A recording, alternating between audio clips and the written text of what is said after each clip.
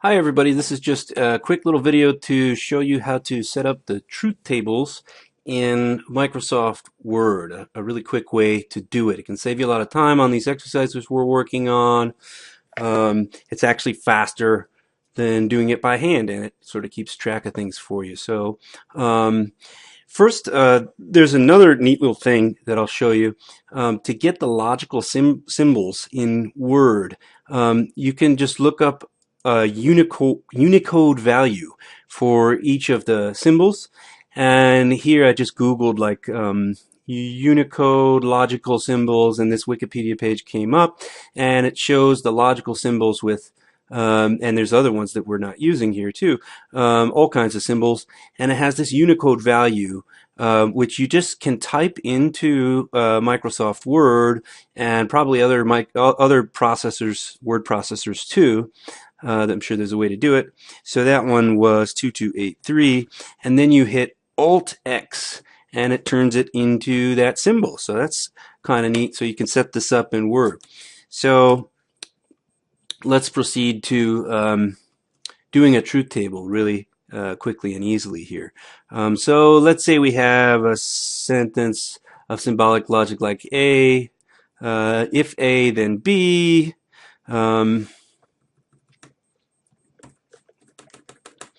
and uh, and not B. So I'll go find the symbol for the dot, the Unicode value for the dot. Here it is. It looks like it's 00B7. And then Alt X, and there's the dot, and let's put not B. So if A, then B, and not B.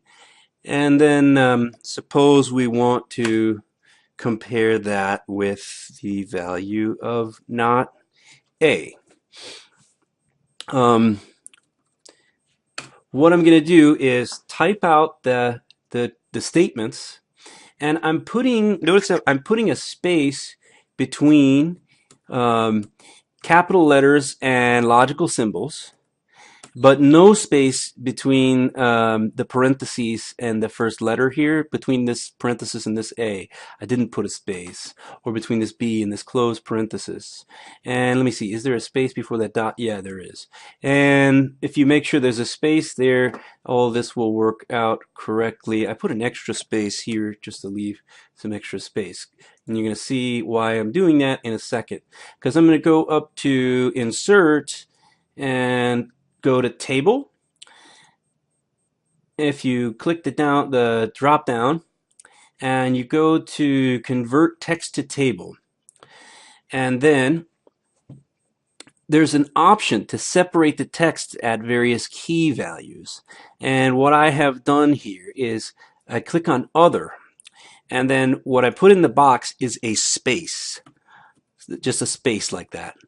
And so now it will create a new column for each space when I click OK. So there it is. The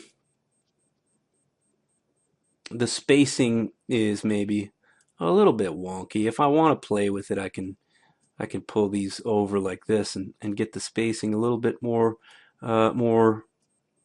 natural looking.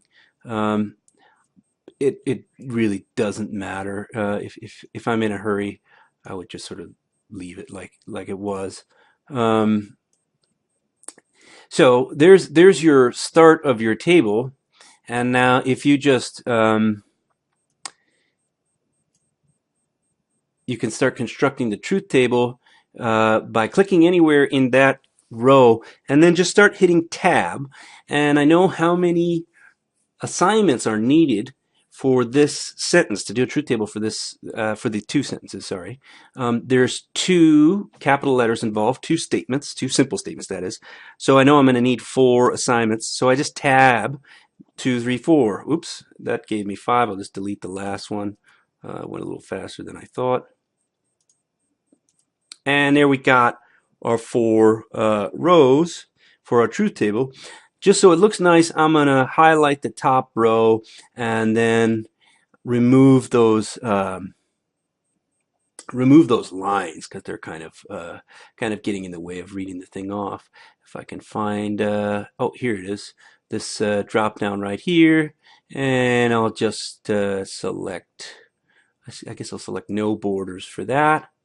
And what you have created is underneath each operator there's a column because of the spaces, and also under the letters there's a column.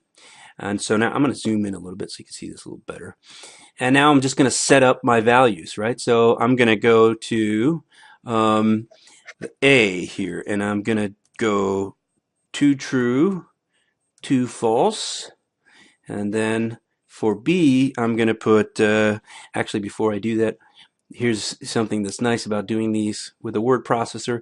I'm just going to copy that and paste it over here under this A as well. And then under B, I will alternate true, false. Yeah, of course, if you do this the other way, I think I've mentioned before, if you end up with 2 true, 2 false under B, and then alternating under A, that doesn't matter. That will get you the same results. As long as it's consistent, everywhere you have B, you have the same assignments. So here I'm going to copy and paste that, those values under B again. And now I can go through and just compute the values for each operator.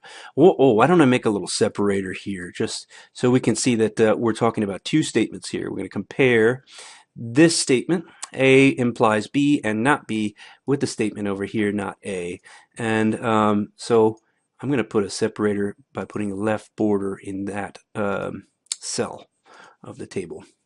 So now we can see that those are 2 separate statements that we're comparing. There's kind of an extra column here.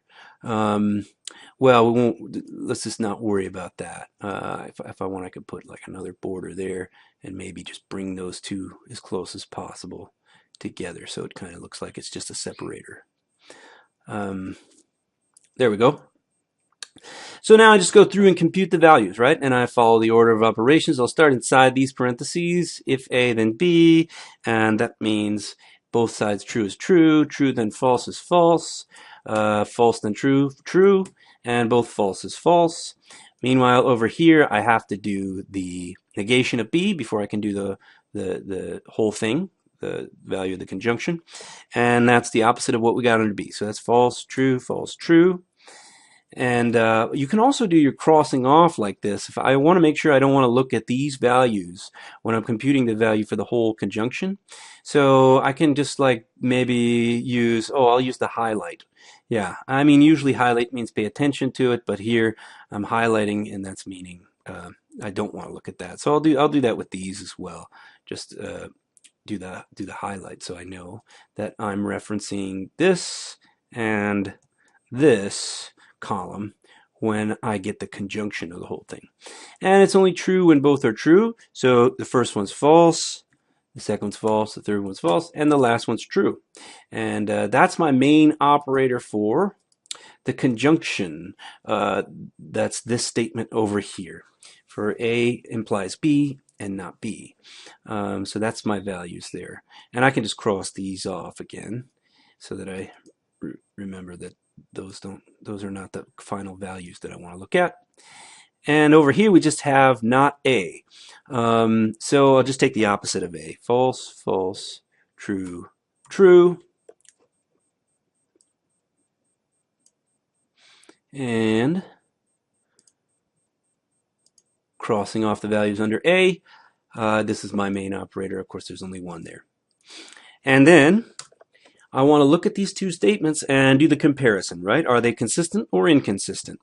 Well, here's an assignment where both are true. So that means that they're consistent. Oops, take my caps lock off. Consistent. And but are they logically equivalent? No, because there's an assignment here where the first one's false and the second one is true. So they're not logically equivalent.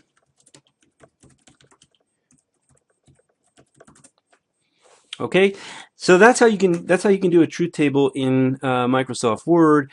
you can see that this would save you some time. In this case, it might not seem like it because I did a relatively short truth table. But if you had like a long 8-line truth table or something, or even a 16-line truth table, that's going to save you a bunch of time because you're able to copy and paste the values for A like over and over again. And it also automatically keeps things really organized for you. So that's just a helpful way to do things, and you can transfer that, I'm sure, from Microsoft Word to whatever word processor you're using. You might just have to figure out the parameters and how you set up the table and how you get the Unicode values to generate the characters that you want. It's not a big deal if you can't get the characters anyway. You can just write in like horseshoe or something, or write in implies if you want to. But it is kind of neat to have the characters too. So there's how you can do that relatively quickly. I'll talk to you soon.